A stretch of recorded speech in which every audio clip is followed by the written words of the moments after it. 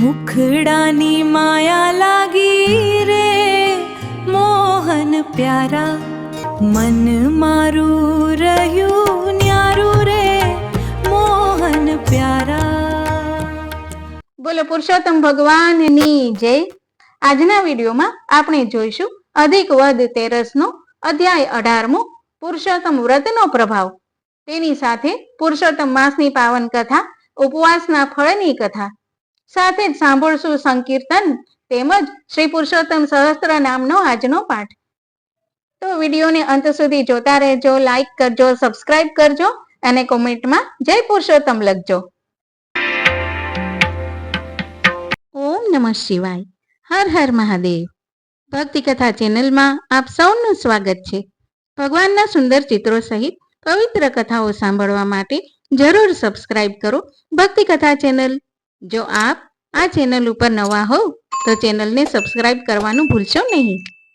અધ્યાય 18 પુરુષોત્તમ વ્રતનો પ્રભાવ। સુત પુરાણી બોલ્યા, હે મુનિ શ્રેષ્ઠો, સુદેવ અને તેની પત્ની ગૌતમી પોતાના મૃત બાળકને ખોળામાં લઈ કલ્પાંત કરવા લાગ્યા અને લાંબો સમય ત્યાં જ બેઠા રહ્યા। એટલામાં ચોમાસું ન હોવા છતાં અચાનક વરસાદ તૂટી પડ્યો। ચારે દિશાઓમાં અંધકાર છવાઈ ગયો। પવન જોરદાર ફૂંકાવા લાગ્યો। વીજળીના ચમકારા થવા લાગ્યા। 1 માસ સુધી સતત વરસાદ વરસ્યા કર્યો। સુદેવ અને ગૌતમી કઈ પણ ખોરાક લીધા વગર ત્યાં જ બેસી રહ્યા। પુત્ર શોકમાં બંને ગરકાવ હતા। ભાગ્યવશાત જે દિવસથી વરસાદ શરૂ થયો એ દિવસથી પુરુષોત્તમ માસ શરૂ થતો હતો। આખા માસ દરમિયાન સતત વરસાદ વરસ્યા કર્યો। બંને નિરાહાર હોવાથી અજાણપણામાં તેમનાથી પુરુષોત્તમ માસનું વ્રત થઈ ગયું। આથી તેના અધિષ્ઠાતા દેવ ભગવાન પુરુષોત્તમ તેમના ઉપર પ્રસન્ન થયા અને આકાશમાંથી તેમને દર્શન આપ્યા। પતિ પત્નીએ ભગવાનને પ્રણામ કર્યા અને શ્રી કૃષ્ણ શરણમ મમ ના મંત્રથી તેમનું ધ્યાન ધર્યું। આથી ભગવાને પ્રસન્ન થઈને કહ્યું, હે સુદેવ, હવે તું તારી ચિંતા છોડી દે। અજાણપણે પણ તારાથી પુરુષોત્તમ માસનું વ્રત થઈ ગયું છે, એટલે તે વ્રતના પ્રતાપે મૃત્યુ પામેલ તારો પુત્ર સજીવન થશે અને તેનું આયુષ્ય 12,000 વર્ષનું થશે। તને માર્કંડેય મુનિએ રઘુ રાજાને કહેલ કથા કહી સંભળાવું છું। પૂર્વ કાળમાં ધનુ શર્મા નામે એક ઋષિ થઈ ગયા। તેમણે 12,000 વર્ષનું ઉગ્ર તપ આદરી અમર પુત્રની ઈચ્છા રાખી હતી। તેના તપથી પ્રસન્ન થઈ દેવોએ તેને વરદાન માંગવા કહ્યું। ત્યારે ધનુ શર્માએ પોતાને અમર પુત્ર મળે એમ કહ્યું। આથી દેવોએ જણાવ્યું, હે મુનિ, તમે જે માગો છો એવું હજી સુધી ક્યાંય બન્યું નથી। અમરત્વ કોઈને પ્રાપ્ત થયું નથી, માટે બીજું કંઈ માગો। ધનુ શર્માએ કહ્યું, આ સામે જે પર્વત દેખાય છે તે જ્યાં સુધી અસ્તિત્વ ધરાવે ત્યાં સુધી મારો પુત્ર જીવતો રહે તેમ કરો। દેવોએ તથાસ્તુ કહ્યું। સમય જતા ધનુ શર્માની પત્નીએ દેવાંશી પુત્રને જન્મ આપ્યો। ઉંમરલાયક થતા પુત્રને મુનિએ કહ્યું, તું કદાપી કોઈ ઋષિ મુનિઓનું અપમાન કરીશ નહીં। આવી શિખામણ આપવા છતાં ઉદ્ધત પુત્ર વારંવાર ઋષિ મુનિઓને અને બ્રાહ્મણોનું અપમાન કરવા લાગ્યો। એક સમયે તેણે મહેશ નામના ઋષિ શાલિગ્રામની પૂજા કરી રહ્યા હતા તે વખતે તે મૂર્તિને સિફતથી ઉઠાવી લઈ કૂવામાં નાખી દીધી। તેના આ અપકૃત્યથી ઋષિ ક્રોધે ભરાયા અને તેને શાપ આપ્યો, તારું આ જ ક્ષણે મૃત્યુ થાઓ। પણ આ ઉદ્ધત છોકરાને કંઈ પણ થયું નહીં। આથી મહેશ ઋષિએ સમાધિ લગાવીને જાણી લીધું કે આ સરળતાથી મરે તેમ નથી। ઋષિએ જોરદાર નિશાસો નાખ્યો કે તેમાંથી હજારો પાડાઓ ઉત્પન્ન થયા અને તેમણે પર્વતના ચૂરે ચૂરા કરી નાખ્યા। તેની સાથે આ ઉદ્ધત બાળકનું મરણ થયું। ભગવાને સુદેવને કહ્યું, આ કથા પરથી તારે બોધ લેવો જોઈએ કે હઠ કરીને કંઈ મેળવવાથી તેનું પરિણામ સારું આવતું નથી। તારો પુત્ર સજીવન થઈ ને હજારો વર્ષનું આયુષ્ય ધરાવતો થશે। તું બ્રહ્મલોકમાં જઈશ, ત્યાં 1000 વર્ષ સુધી ઐશ્વર્ય અને સમૃદ્ધિ વાળું રાજ્ય ચલાવીશ। આથી સુદેવે વિષ્ણુ ભગવાનને પૂછ્યું, મારા ઉગ્ર તપને કારણે આપ પ્રસન્ન હોવા છતાં તે સમયે મને પુત્ર ફળ આપ્યું નહોતું। જ્યારે આજે તમે પ્રસન્ન થઈને મારા પુત્રને સજીવન કર્યો તેનું શું કારણ છે? શ્રી બૃહદ નારદીય પુરાણના પુરુષોત્તમ મહાત્મ્યનો પુરુષોત્તમ વ્રતનો પ્રભાવ નામનો 18મો અધ્યાય સંપૂર્ણ। બોલો પુરુષોત્તમ ભગવાનની જય। હવે સાંભળીએ શ્રી પુરુષોત્તમ માસની આજની કથા। આજની કથા છે ઉપવાસના ફળની કથા। એક નગરીમાં અતિ સ્વરૂપવાન બ્રાહ્મણ કન્યા રહેતી હતી। તેને મા બાપ ન હતા, ભાઈ બહેન નહોતા। માતા પિતા એને માટે થોડી મૂડી મૂકીને ગયા હતા. તેના ઉપર કન્યાનો નિભાવ કરતી હતી. તે ઘરમાં એકલી હોવાથી તેણે એક દાસી રાખી હતી. તે 24 કલાક તેની પાસે રહેતી. કશું કામકાજ ઉપરાંત કન્યાની દેખભાળ દાસી રાખતી. માતા પિતા ધાર્મિક વૃત્તિના હતા. તેનો વારસો કન્યામાં ઉતર્યો હતો. તે આખો દિવસ પૂજા પાઠ, પ્રભુ સ્મરણ, વ્રત નિયમ, કથા વાર્તા વાંચવામાં ગાળતી. મહિનાના 30 દિવસમાં તે 10 દિવસ નકોરડો ઉપવાસ કરતી ને 7-8 દિવસ એકટાણું કરતી. એવામાં પુરુષોત્તમ માસ આવ્યો. બ્રાહ્મણ કન્યાએ પુરુષોત્તમ માસનું વ્રત લીધું. તે રોજ સવારે નદીએ સ્નાન કરવા જાય, કાંઠા ગોરમાનું પૂજન કરે, કથા વાર્તા સાંભળે, ઉપવાસ કરે અને આખો દિવસ પ્રભુ ભજન કરે. દાસી તેનું કામકાજ કરે અને સવાર સાંજ ભરપેટ ખાય. આમ કરતા 15 દિવસ વીતી ગયા. દાસી એકાએક માંદી પડી. અંતે તેની માંદગી એટલી બધી વધી ગઈ કે તે તો પથારીવશ થઈ ગઈ. ઊભા થવાની શક્તિ પણ તેનામાં ન રહી. રોગ અસાધ્ય હતો, કાંઈ ભાવતું નહોતું. બ્રાહ્મણ કન્યાએ ખૂબ સારવાર કરી. વૈદ્યોને બોલાવવામાં આવ્યા. તેમના તરફથી ઈલાજ થવા લાગ્યા, પણ માંદગી ઘટવાને બદલે વધતી જ ગઈ. દિવસે દિવસે તેનું શરીર દુબળું થતું ગયું. આંખો નિસ્તેજ થતી ગઈ. મોત નજીક દેખાતા દાસીએ બ્રાહ્મણ કન્યાને બોલાવી ક્ષીણ અવાજે કહ્યું, મારો અંત સમય આવી ગયો છે. બધાય વરસ પાણીમાં ગયા.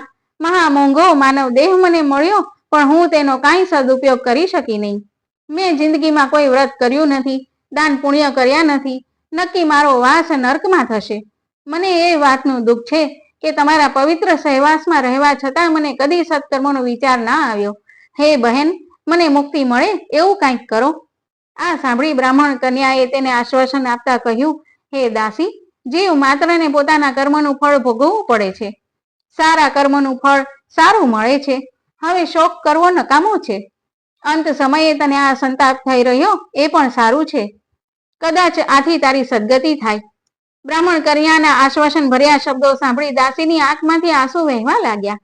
દાસીને રડતી જોઈ બ્રાહ્મણ કન્યાને દયા આવી ને બોલી, હે દાસી, પૂર્વ જન્મના પુણ્ય કર્મ હોય તો જ આ ભવમાં ધર્મ ધ્યાન સૂજે છે.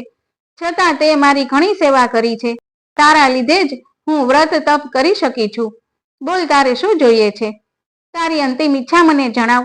હું તારી ઈચ્છા પૂર્ણ કરવા અવશ્ય પ્રયત્ન કરીશ. ત્યારે દાસી ગળગળા સાદે બોલી, બહેન, તમે આ પુરુષોત્તમ માસમાં ઉપવાસ કરી રહ્યા છો. મેં સાંભળ્યું છે કે આ માસમાં ઉપવાસ કરનારને અલૌકિક ફળ મળે છે. કૃપા કરીને મને એક ઉપવાસનું ફળ આપો. કદાચ મારું કલ્યાણ થાય. બ્રાહ્મણ કન્યાએ તરત જમણા હાથમાં જળ લઈ પુરુષોત્તમ ભગવાનનું ધ્યાન ધરીને સંકલ્પ કર્યો કે હું એક ઉપવાસનું ફળ દાસીને અર્પણ કરું છું. તે જ ક્ષણે દાસીએ આંખો ઢાળી દીધી અને એક દિવ્ય વિમાન તેને લેવા આવ્યું. તે વિમાનમાં બેસી દાસી સ્વર્ગે ગઈ. એક દિવસના પુણ્ય બળે દાસીએ ઘણા સમય સુધી સ્વર્ગ ભોગવ્યો. ત્યારબાદ તેનો જન્મ કાશીના રાજાની રાણીના ખોળે થયો અને રાજકુંવરીનું સુખ ભોગવવા મળ્યું. આખી જિંદગી સુખ સમૃદ્ધિ ભોગવી અંતે તે વૈકુંઠને પામી. બોલો પુરુષોત્તમ ભગવાનની જય. હવે સાંભળીએ આજનું સંકીર્તન. મુખડાની માયા લાગી રે મોહન પ્યારા, મુખડું મેં જોયું તારું, સર્વ જગ થયું ખારું.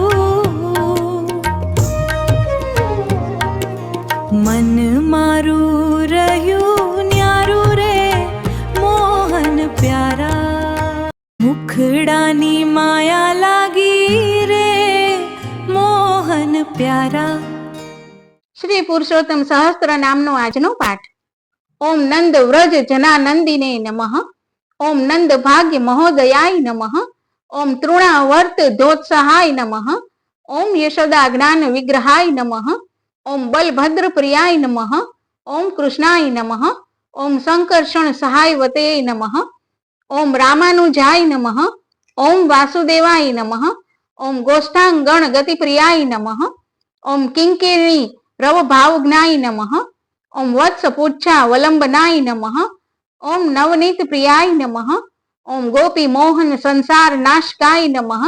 ઓમ ગોપ બાલક ભાવજ્ઞાય નમઃ. ઓમ ચૌર્ય વિદ્યા વિશારદાય નમઃ. ઓમ મૃત્સ્યા ભક્ષણ લીલાસ્ય મહાત્મ્ય જ્ઞાનદાકાય નમઃ. ઓમ ધરા દ્રોણ પ્રીતિકર્તે નમઃ. ઓમ દધી ભાંગ વિભેદનાય નમઃ. ઓમ દામોદરાય નમઃ. ઓમ ભક્ત વશ્યાય નમઃ. ઓમ યમલાર્જુન બંધનાય નમઃ. ઓમ બૃહદ વન મહાશ્વરાય નમઃ. ઓમ વૃંદાવન ગતિપ્રિયાય નમઃ. ઓમ વત્સ ધ્યાતિને નમઃ. ઓમ બાલકેલયે નમઃ. ઓમ બકાસુર નિષુદનાય નમઃ. ઓમ અરણ્ય ભોક્ત્રે નમઃ. ઓમ બાલ લીલા પરાયણાય નમઃ. ઓમ પ્રોત્સાહ જનકાય નમઃ. ઓમ અધ્યાસુર નિષુદનાય નમઃ. ઓમ વ્યાલ મોક્ષ પ્રદાય નમઃ. ઓમ પુષ્ટાય નમઃ. ઓમ બ્રહ્મ મોહ પ્રવર્ધનાય નમઃ. ઓમ અનંત મૂર્તયે નમઃ. ઓમ બ્રહ્મ મોહ પ્રવર્ધનાય નમઃ. ઓમ જંગમ સ્થાવર કૃતયે નમઃ. ઓમ બ્રહ્મ મોહન કર્તે નમઃ. ઓમ સ્તુત્યાય નમઃ. ઓમ આત્મને નમઃ. ઓમ સદા પ્રિયાય નમઃ. ઓમ પૌગણ્ય લીલાભીરતયે નમઃ. ઓમ ગોચારણ પરાયણાય નમઃ. ઓમ વૃંદાવન લતા ગુલ્મ વૃક્ષ રૂપ નિરૂપકાય નમઃ. ઓમ નાદ બ્રહ્મ પ્રકટનાય નમઃ. ઓમ વયઃ પ્રતિકૃતિ સ્વનાય નમઃ. પુરુષોત્તમ ભગવાનની જય.